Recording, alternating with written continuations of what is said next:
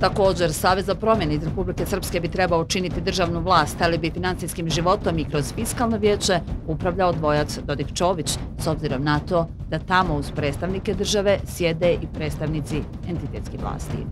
Da li na ovaj način gospoda Dodik i Čović mogu da kontroliraju financijski život ove države? Pa ne mogu, mogu da utiču na njega, ali ne mogu da ga kontroliraju, jer imat ćete druge članove jako respektabilne koji će da utiče na donošenje svih odluka. A koji su do sad preglasavani? Pa dobro, mi nastojimo u državi da se odluke donose konsensusom, a ne preglasavanjem. Preglasavani su ljudi u Upravnom odboru Uprave za indirektno oporezivanje, pa i u pokušajima da spriječe suludo trošenje novca. Primjer, uprava je planirala sredstva za izgradnju graničnog prijelaza Gradiška, približno 25 miliona maraka. Samo jedan čovjek je bio protiv.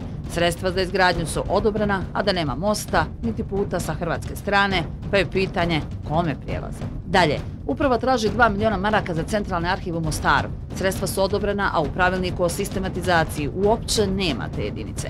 Dalje, dok mali privrednici nedopustivo dugo čekaju na povrat PDV-a, on biva vraćan onima koji na to nemaju pravo.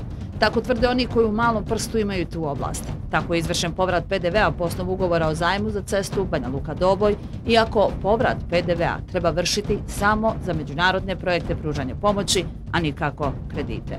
Smatra se da je na taj način nezakonito vraćeno cirka 600 miliona. Kako god, fotelja Mire Đakule je usijana, a mandat mu ističe naredne godine.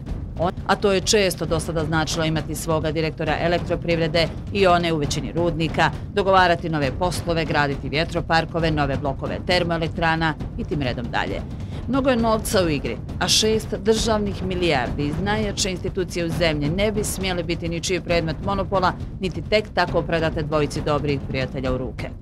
Pa neće moći ako gospodinu Čoviću ne pripadne mjesto ministra financija u federaciji. Hoće li?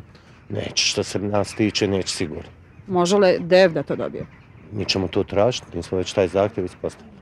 Hoćete li ostati principijelni? Da, hoćemo. I konačno, sada je upitno, treba li dodatna doza razumijevanja po kojoj bi Bošnjaci imali 7 umjesto 8 pozicija u federalnoj vladi.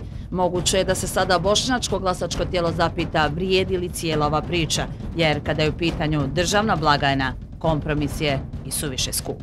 Dan D moguće je pada na Dan nezavisnosti Bosne i Hercegovine.